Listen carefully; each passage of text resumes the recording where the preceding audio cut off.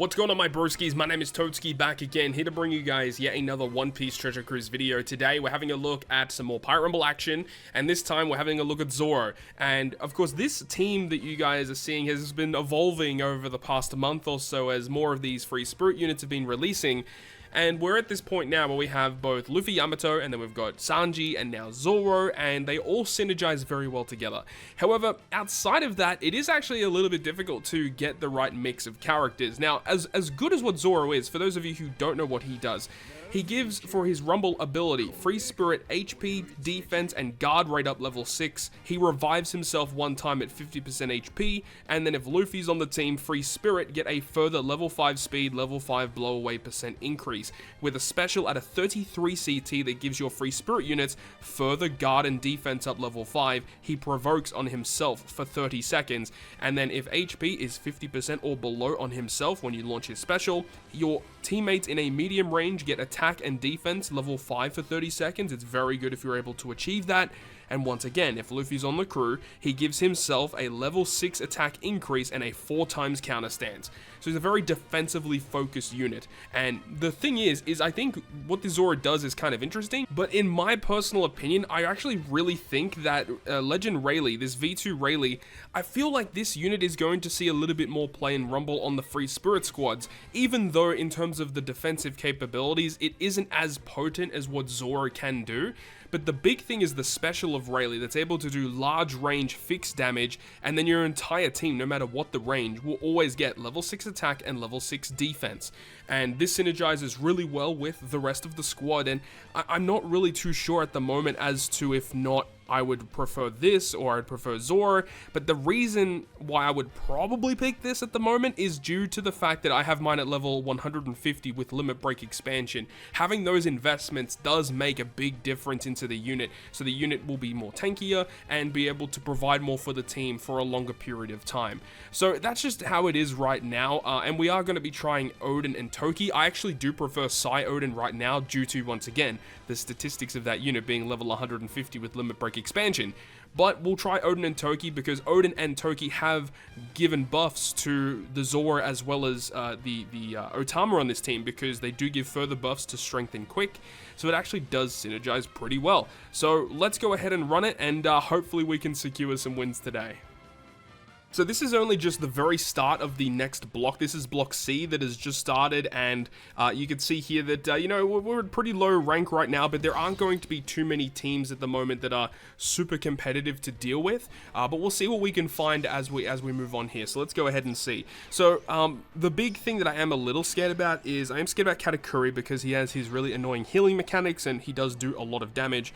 And who's who if he launches in the first 40 seconds, or is it the first 60 seconds? I think it's the first 40 seconds. If he launches, he's able to do damage through defense, which could basically negate what Zoro tries to do. And that's definitely one of the big flaws that I've found through using this team so far, or just Free Spirit in general, is that characters that have damage through defense really hurt this team, such as Roger and Whitebeard, Final Tap Kid. Those units are really scary, and that's why I do think that Strikers are probably the best team to combat this Free Spirit team. But I have been able to beat, you know, a Striker team with this team before, but it's really close. Anyway, here's Odin and Toki, and whoever they hit, they actually give 100% chance of binding those characters, which is super good. It is only for 5 seconds, but it does allow us to move further up the order, which is pretty good. Ulti does do a lot of damage, but we do have a lot of bulk on the team right now, so I'm not actually concerned about that at all. Luffy and Yamato, decent damage, but of course they're not going to be doing serious damage until the first 50 seconds has expired, which the next time they launch their special, they're going to be doing a lot of damage to the opponent. Here's the who's who. I don't think he'll do the damage through defense. He does not, which is really good for us. And we're looking pretty good right now, and that's one thing as well, is that with Odin and Toki, they give recovery buffs to strength and quick. So Otama gets a recovery buff from Odin and Toki being on the team, and I do like Otama on the team for the little healing capabilities that she can do, but also mainly because of the fact that she gives the special CT increase, and that's really useful to have. We've actually received a lot of attack down on our team right now due to the opponent's Jinbei special, so we're not going to be doing as much damage as we normally would. Odin and Toki launching again, being able to action bind that Marco so he can't launch his special is really useful for us. And then damage coming in from ulti. And we do have the Luffy and Yamato ready to go. They do have attack down still, which is kind of annoying. So they didn't really do as much damage as we would have expected. But, you know, that Jinbei actually doing really good work for my opponent. And the fact that Donchin Jiao is now on my opponent's team is scary. And this is honestly one of the things, is we actually don't have a lot of damage output on this team. So potentially switching out Otama for some more damage might be good. But also, this is one of the reasons why I actually do prefer Rayleigh a little bit. Because Rayleigh, he would have launched twice by now, and he would have done a total of 4,200 fixed damage to the enemies in a large range, which would have been really valuable to have. And especially in the late game, if you do need a little bit of extra chip damage, it really does make a difference. So, you know, as good as what Zoro is in terms of defensive capabilities, I don't know, I feel like Rayleigh still might be the way to go, to be honest. Some healing coming in from Otama, which is obviously good. We're just not dying, which is fantastic. Marco once again being binded, and then Luffy Yamato, 4 seconds left. I don't think we're going to win. Oh my god, we need a special launch. Oh wow, okay, with 1 second left on the clock, somehow we were able to pick up the win. That was a really scary one. And that's the thing is, even though this team does have a little bit of problems in terms of outputting a lot of damage, you saw we're able to tank a lot of hits and just sit on the field for a really long time. And that's one of the things. I do think this team is going to be very annoying to take on in Grand Party. So we'll have to wait and see how that progresses. So we've got a pretty scary looking int-driven team here, and I mean, it does have Broggy on the bench. No Dory though, but having 5 legends on the front line is kind of crazy. It's not really the best idea to do that, and that's one of the problems that Free Spirit have had for a really long time, is that their best team comps are basically just running a bunch of legends, and we're doing the same thing here. I mean, on our team, we've got, you know, 5 legends with V2 Doflamingo on the bench, and mainly just due to the fact that if we are in a bit of a pickle, Dofi can come in and still do decent damage off of the bench. And that's one of the problems that Free Spirit have, is they don't have a lot of good, reliable Pirate Rumble Rare Recruit characters. You know, outside of Otama and Rebecca and maybe Strength Law, there's not a lot of good Free Spirit characters you can really use that synergize with just Mono Free Spirit, you know? You've got Rebecca Toy Soldier, which are a Psi-focused unit. You've got the Strength Law, which is a Strength-focused unit. And then you've got this Otama, which can help actually Free Spirit itself. But anyways, we do have the Odin and Toki ready to go, so this could be good here. Unfortunately, they're not going to hit too many characters. It is only going to hit the Dofi, which is very unfortunate for us. That's really unfortunate. And then the Uta basically hit everyone on our side of the field. So that is pretty unlucky that Odin and Toki unfortunately only hit 1 character. Alright, so let's see who Sanji goes to hit. Okay, so it's just hitting characters with the high HP, of course, and, you know, getting the special CT down is really good, but it is unfortunate that Luffy and Yamato had not launched their special before that.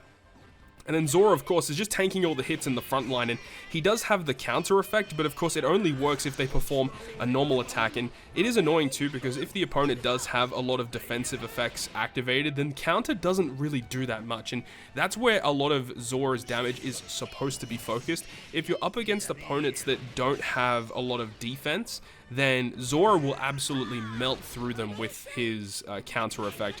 That was a much better special from Odin and Toki. Being able to action bind so many of them for 5 seconds is very valuable, because it puts the rest of the characters at the top of the order. And then with the Sanji special here, Luffy and Yamato are going to be able to launch their special coming up. So that was actually really good synergy between the squad there. A little bit of healing from Otama, so Zoro will be able to go as well, giving some more bulk as well. Unfortunately, you know, with this team as well, is like we just have so much HP that Zoro will rarely launch his special below 50% to give us further attack buffs. The double special launch and then the damage through defense there from the Luffy Yamato. We really need their special to launch one more time in order to secure victory here, I feel. But we'll see what happens here. Uta is going to hurt for sure, but we have a lot of HP to play with still. And yeah, we still tank it pretty well. Is Broggy going to launch? No, he doesn't have his special yet. Sanji just missed his special. Another Odin Toki special. Getting rid of the Broggy is very good, so we don't have to worry about his special. And look, we just have so much HP. This is crazy. Absolutely crazy. Okay, Kid's going to come in, but I believe he only special binds Psi characters, which doesn't matter for our team. Half stats is obviously a bit of a problem, but Luffy and Yamato avoided the half stats, so that is really big. But are they even going to be able to launch their special? Okay, Otama is down. Doflamingo will come in, but he doesn't really have a special anyways. We've got 9 seconds left. This is really, really close, but I don't think Luffy Yamato are going to be able to come in and launch their special. And here's the Sanji special here. I don't think this is going to get any knockouts. Very, very close, but nah, we're just going to lose because of timeout. And it's all because Luffy, unless if Luffy Yamato launched their special. No! 1 second left. That would 100% got us the win. Oh my god, that's insane, dude. They were literally the next character with 1 second left on the clock. And this is what I'm saying. The timeout is, through testing, even before even recording this video, I found that going to timeout happens a lot more than you'd think. And it really comes down to the fact that this team doesn't have a lot of damage output, but with Zoro, you get a lot of bulk. You are just tanking so many hits. And Otama lasted on the team for a very long time too, providing a lot of healing. So we need to find some sort of way to increase our damage potential. And yeah, you could replace Otama with something, but at the same time, you lose out on getting some special CT increase. So it is a bit of a weird situation.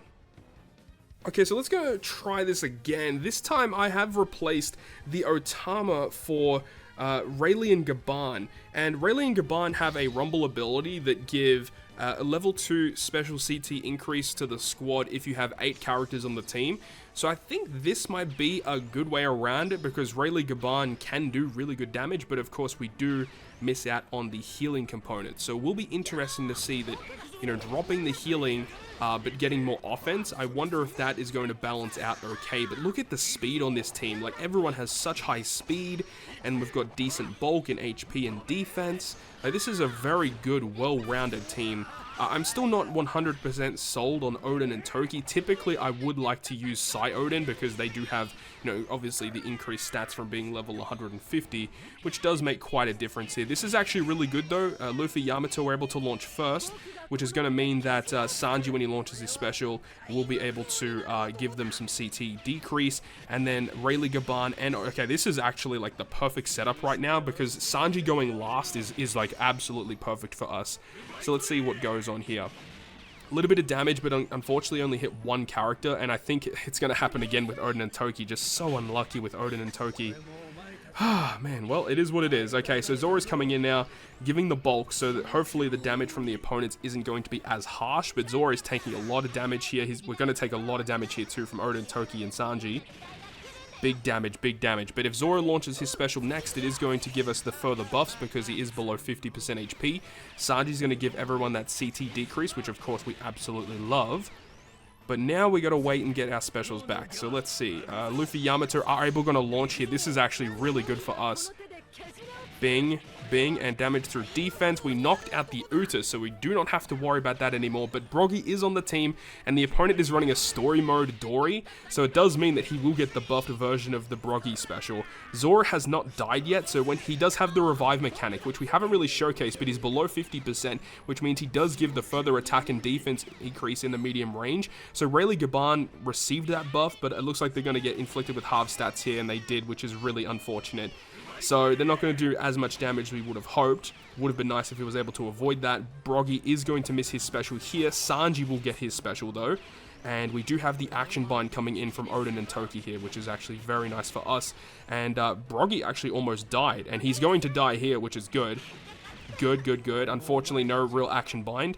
Luffy Yamato is just going to miss their special. That's super unfortunate. That would have been clutch if we got it there. So who's going to launch their special next? Okay, they got Apu as well. Mori is not launching yet. It's very close though. This is a very, very close one. I really don't like Fuji. He just adds a lot of bulk to the opponent. Okay, this is big. This should wipe them out. Okay, and then they've got just a story mode character coming in, which is fine. And we are going to get victory. So look, very close because we do not have a lot of HP left, but if Zoro died, he would have revived, which would have been good. But obviously, Luffy and Yamato are the crutch of this team. If they go down, we lose a lot of our damage potential, and we probably just lose the game. So it does make a big difference whether they stay alive or not, for sure. So obviously, we lost on a bit of recovery mechanics there, but we still were able to get the win, which is good. So in conclusion, the way that I feel about Zoro is that he is a nice addition to this Free Spirit squad with Luffy, Yamato, and Sanji. But going forward, I'm just going to be using V2 Rayleigh still. He just feels a more complete unit with damage dealing effects as well as having bulk. The Zoro with his counter mechanic is interesting, but if you're up against very bulky opposition, the counter doesn't really help you that much. And especially because counter doesn't work when the opponent launches specials. It only works against normal attacks. So potentially, if Free Spirit get a Rumble character that's able to inflict special bind to the opponent so they can't launch their specials, and then they have to attack Zoro with a normal attack, I feel like if we're in a situation like that, we may be able to get something cooking here. But as it's currently stated right now, Zoro is interesting, but I do feel like V2 Rayleigh is just the replacement of this unit. Anyways, hopefully you enjoyed this video. If you guys did, make sure to go ahead and leave a like, and if you want to stay up to date with all the content I post, including more One Piece Treasure Cruise content, make sure to hit the subscribe button down below. On that, guys, I'll see you guys within the next video.